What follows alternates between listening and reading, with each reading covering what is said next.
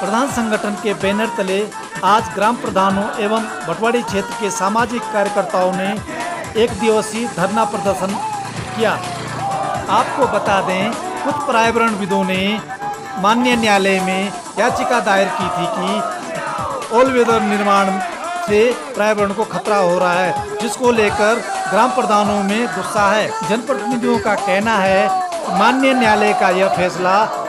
इस क्षेत्र के विकास को अवरुद्ध करता है, जिसको कि माननीय न्यायालय को बदलना होगा।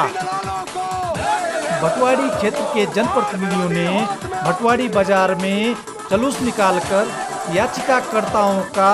पुतला दहन करके अपने गुस्से का इजहार किया। भटवाड़ी से गंगोत्री मेल के लिए राजेश रतूड़ी की रिपोर्ट। आज प्रधान संगठन के आह्वान पर हम भटवाड़ी ब्लॉक में समस्त जनता जनार्दन और जितने भी जनप्रतिनिधि हैं उनको लेकर हम यहाँ पर इकट्ठा हुए।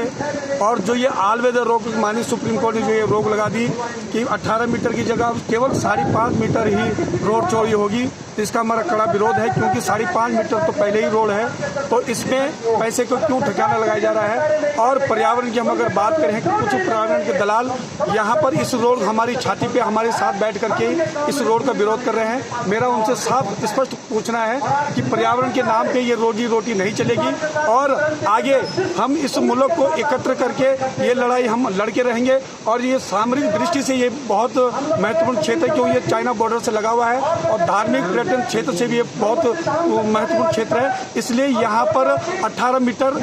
12 मीटर सड़क होनी ही चाहिए, और अगर इस पे नहीं होता है तो इसके लिए हमें चाहे कुछ भी करना पड़े, हम सड़कों पे उतरने के लिए आतुर हैं। आज प्रधान संगठन भटवाड़ी के द्वारा जो तथाकथित पर्यावरण के दलाल हैं, जिन्होंने न सिर्फ इस क्षेत्र को हमेशा लूटने का काम किया है, बल्कि मैं तो सीधा सीधा आरोप लगाना चाहता हूं कि जो पर्यावरण के नाम पर यहाँ पर जो ये कोर्ट कचहरी का काम कर रहे हैं, ये सीधे सीधे चीन के दलाल हैं, चीन के एजेंट हैं। और मेरा निवेदन है अपने देश की तमाम सरकारों से, LIU से, रॉ से, कि इन लोगों की जाँच होनी चाहिए। क्योंकि आप देखिए, सबसे पहले जो हमारे यहाँ पर लोहारी नागपाला परियोजना थी, ये कम से कम 40-50 साल पहले का ड्रीम प्रोजेक्ट था उत्तर प्रदेश के टाइम का, लेकिन किन्हीं कारणों की वजह से दूर दराज पहाड़ों में नजर नहीं गई। उत्तराखंड राज्य बनने के बाद 2002 में ND तिवारी जी ने जहां घोषणा करी कि पूरे उत्तराखंड को पावर हाउस, पावर हब बनाया जाएगा, 164 परियोजनाओं की उन्होंने घोषणा करी, तो यहाँ का कार्य शुरू हुआ। मैं आपको बताना चाहता हूँ और बहुत विश्वास के साथ ये बात कहता हूँ कि जब यहाँ पर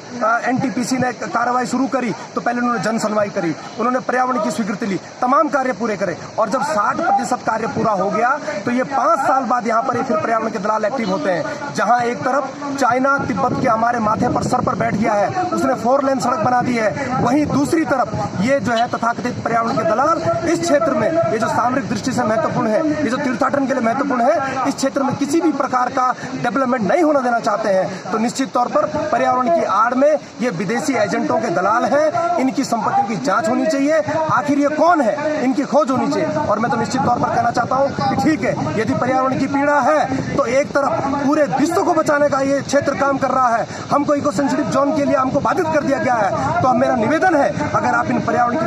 दलालों की सुनते हो तो मेरा माननीय कोर्ट से निवेदन है कि आप इस क्षेत्र की जनता की पीड़ा को भी सुनिए। यदि आप हमको एक तरफ आप 12 मीटर सड़क दे रहे हो, 4 लेन सड़क दे रहे हो, तमाम प्रकार की सुविधाएं दे रहे हो, और आप हमारे संपूर्ण क्षेत्र का 100 किलोमीटर के इलाके का आप गला घोट रहे हो, तो इसके बदले आप बंद कर दीजिए, आप 5.5 मीटर सड़क ही दीजिए, लेकिन इसके बदले हमको ग्रीन बोनस के रूप में 5000 करोड़ का एक पैकेज दीजिए, ताकि हम इस क्षेत्र का विकास कर सकें। यदि आपने हमारा गला यूं ही घोटा तो निश्चित तौर पर एक तरफ आप हमारे सड़कों को, विकास को, लोहारी नागपाला परियोजनाओं को, जल विद्युत परियोजनाओं को, तमाम डेवलपमेंट को बंद कर रहे हो, और दूसरी तरफ आप ग्रीन बोनस के नाम पर हमको कुछ भी नहीं दे रहे हो, तो निश्चित तौर पर इस क्षेत्र से एक ऐसी क्रांति निकलेगी जिसकी संपूर्ण जिम्मेदारी तथा कथित पर्यावरण के दलालों की होगी।